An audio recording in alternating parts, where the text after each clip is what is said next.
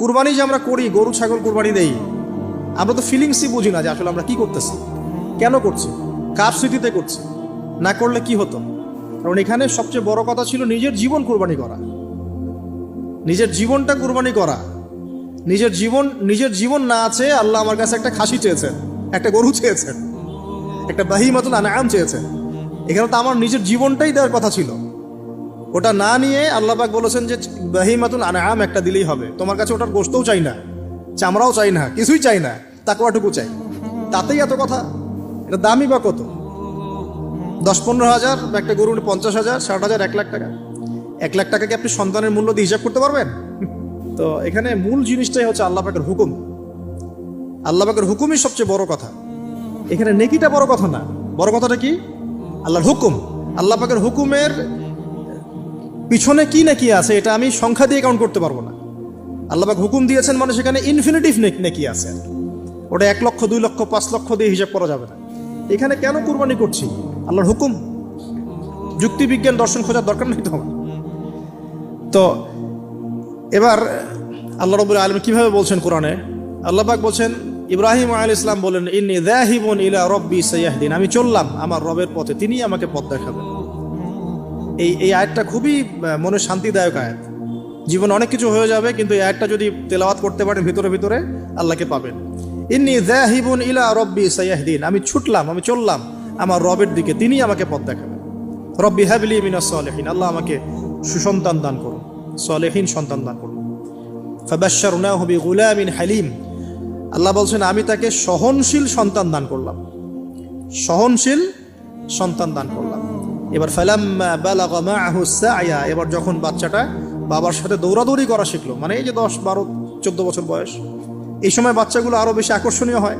শেষ বয়সের বাচ্চা, এত দোয়া করার পরে একটাই বাচ্চা, একটাই ছেলে, শেষ বয়সের, কেবল বড় হচ্ছে, বাবার সাথে মানে দৌড়াদৌড়ি করতে শিখছে, সন্তানের প্রতি বাবার ভালোবাসা আরো গাঢ় হচ্ছে।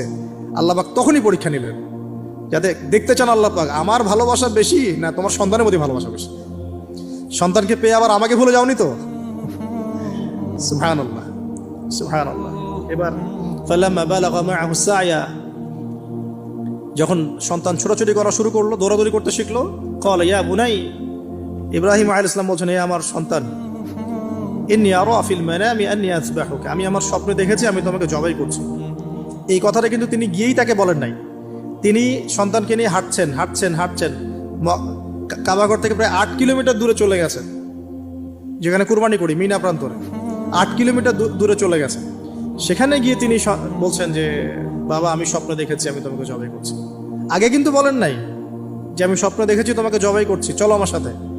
জেনে ইসমাইল আলাইহিস সালাম জেনে শুনে যাননি ওখানে যে আমাকে ওখানে গিয়ে জবাই করবে আব্বা, অ্যাটেম্পট নিবে। তিনি আগে জানতেন না, ইসমাইলও আগে জানতেন না। যখন তাকে নিয়ে গেছেন, ওই স্পটে নিয়ে গেছেন যে যেখানে জবাই করবেন বা মনস্থ করেছেন, ওইখানে গিয়ে তিনি বলছেন যে ইন্নী আরা ফিল মানামি আন্নী আযবাহুকা, বাবা আমি স্বপ্নে দেখেছি আমি তোমাকে জবাই করছি। ফানজুর মাযা তারা, তোমার রায় কি আমাকে বলো, তুমি কি ভাবছো আমাকে বলো। যেমন বাবা আর যেমন বাবা তেমন সন্তানের চেয়ে এখানে বড় কথা হবে, যেমন মা তেমন সন্তান। কারণ মা বলেছিল এক সময়, আপনি কোথাও যাচ্ছেন আমাদেরকে ছেড়ে, তাই না? মনে আছে? ও আচ্ছা, আল্লাহ আদেশ করেছেন, তাহলে আল্লাহ আমাদেরকে ধ্বংস করবেন না। ঠিক ওই রকম মায়ের গর্ভ থেকে এই সন্তান যে বলছে যে ইয়া আবাতি, হে আমার আব্বা, ইফআল মা তুমার, আপনি করেন, আপনাকে যে আদেশ করেছে আল্লাহ পাক আপনি সেটাই করেন। সাতাজিদুনি ইনশাআল্লাহু মিনাস সাবিরিন, ইনশাআল্লাহ আপনি আমাকে ধৈর্যশীল পাবেন।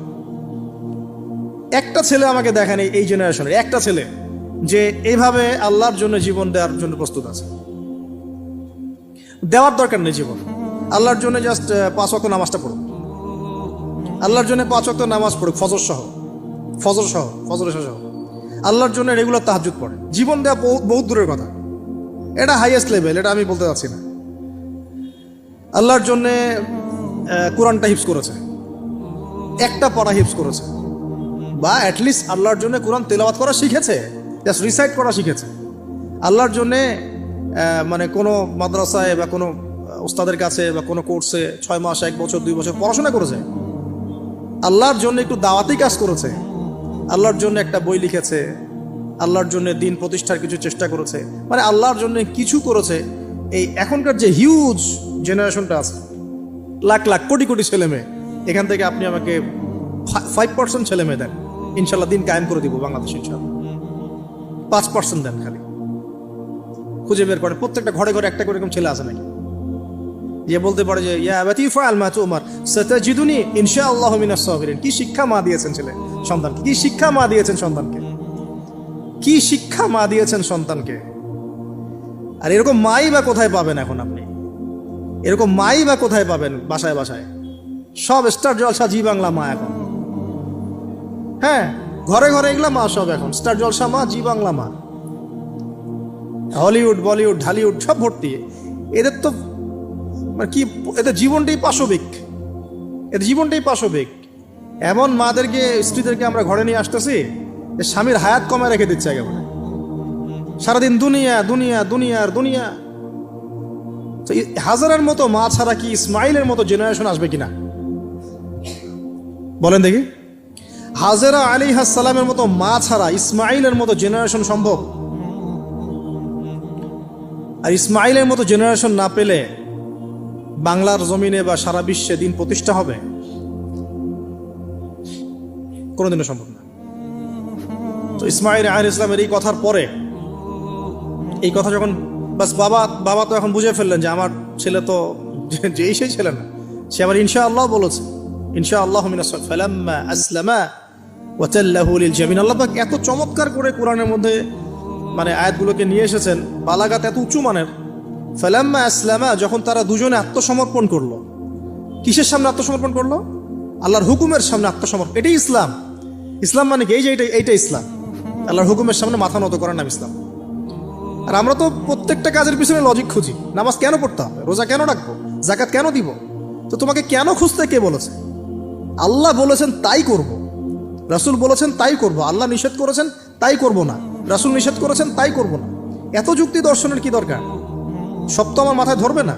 এই যে ফালাম্মা আসলামা, এই যে ইসলাম শব্দটা এখানে আছে, ফালাম্মা আসলামা, যখন তারা দুজন ইসলাম কবুল করলো না, এখানে যখন তারা দুজন আত্মসমর্পণ করলো, আল্লাহর হুকুমের সামনে মাথা নত করলো, ওয়া তাল্লাহু লিল জাবিন, ডান দিকে উপর করে কাত করে শুইয়ে দিল সন্তানকে, জবাই করার সময় যেমন করে শুয়াই আমরা, ব্যাস এই পর্যন্ত ঘটনা।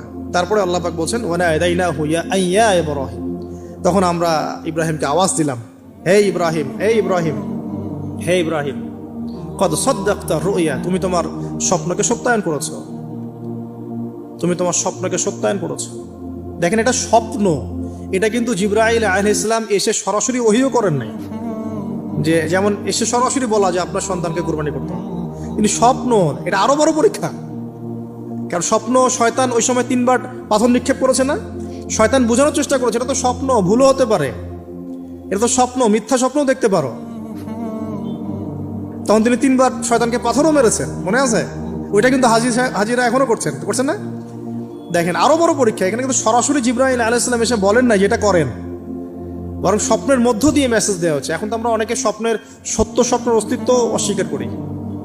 স্বপ্ন সত্য হতে পারে অনেকেরই, অমুসলিমেরও স্বপ্ন সত্য হতে পারে। ইউসুফ আলাইহিস সালামের ওই 2 বন্দী মুসলিম ছিলেন না যারা স্বপ্ন দেখেছিলেন যে আমার মাথা থেকে রুটি খেয়ে ফেলা হচ্ছে, আমি শরাব পান করাচ্ছি, তারা কিন্তু মুসলিম ছিলেন না। ওই রাজাও মুসলিম ছিল না যে রাজা স্বপ্ন দেখেছে দুর্ভিক্ষ হবে।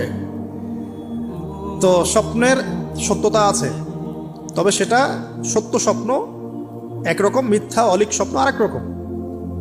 আর নবীগণের স্বপ্ন কি হয়? ওয়াহি হয়। নবীগণের স্বপ্ন এক প্রকার, ওয়াহি হয়।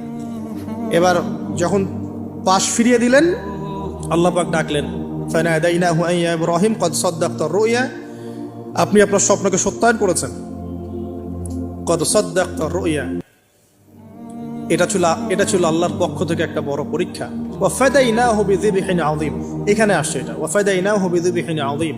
এরপর আল্লাহ পাক সেখানে একটা মহান কুরবানি দিলেন। এই যে আমাদের কুরবানির সুন্নাত আসলে, ওয়া তারাকনাহু লিল আখিরিন, এবং পরবর্তীদের জন্য এই সুন্নতটাকে আমি রেখে দিলাম। সুবহান, মানে কিয়ামত পর্যন্ত এখন এই সুন্নাত থাকবে ইনশাআল্লাহ। কদ সাদ্দাকতা রুইয়া ইন্না কাযালিকা নাজজিল মুহসিনিন, ইয়াউল মুবিন। وفديناه بذبح عظيم وتركناه للآخرين سلام على إبراهيم। এবার শেষে আসছে ইব্রাহিম আলাইহিস সালামের প্রতি শান্তি বর্ষিত, সালামুন আলা ইব্রাহিম। আমরা বলি সালামুন আলা ইব্রাহিম আলাইহিস সালাম। এবার পরীক্ষায় পাস, আল্লাহ রাব্বুল আলামিন সব পরীক্ষায় যখন ইব্রাহিম আলাইহিস সালাম পাশ করে গেলেন তখন তাকে জাতির পিতা ঘোষণা করলেন। মনে আছে? ওয়াইদ ইবতালা ইব্রাহিম রাব্বাহু বিকালিমাত, যখন আল্লাহ রাব্বুল আলামিন ইব্রাহিমকে বহু পরীক্ষা করলেন, অনেকগুলো পরীক্ষা করলেন, যখন ফালাম্মা আতাম্মাহুন্না, যখন তিনি পরীক্ষায় উত্তীর্ণ হয়ে গেলেন তখন আল্লাহ পাক বলেন ইন্নী জাইলুকা লিন-নাসি ইমাম, আমি তোমাকে পুরো মানব জাতির ইমাম বানিয়ে দিলাম। সুবহানাল্লাহ। এখান থেকেই আমরা বলছি যে তিনি হচ্ছেন পুরো মুসলিম উম্মার কি জাতির পিতা। এবার আসেন, পরীক্ষা শেষ, পুরস্কার লাগবে। পুরস্কার কি? পুরস্কার হচ্ছে এখন ছেলে আর বাবা মিলে এখন কাবা ঘর বানাও তোমরা। সুবহানাল্লাহ, কত বড় সম্মান! আল্লাহ পাকের ঘর নির্মাণ করো বাবা ছেলে মিলে, বাস ছেলে বাবা মিলে কাবা ঘর নির্মাণ করছে। দেখেন এই স্মৃতিটাও কত মধুর, ছেলে বাবা মিলে কাবা ঘর নির্মাণ করছে, চিন্তা করে দেখেন। হ্যাঁ, ওয়াতাহির বাইতি লিত-তাইফিনা ওয়াল আকিফিনা ওয়া রুকআইস সুজুদ, আমার এই ঘরটাকে কি করো, পবিত্র রাখো তাওয়াফকারীর জন্য, ইতিকাফকারীর জন্য, নামাজ পড়বে যারা। এখনো সেটা চলছে, কিন্তু এখনো চলছে। এরপরে বানানো শেষ, তখন দুজনে দোয়া করছেন, রব্বানা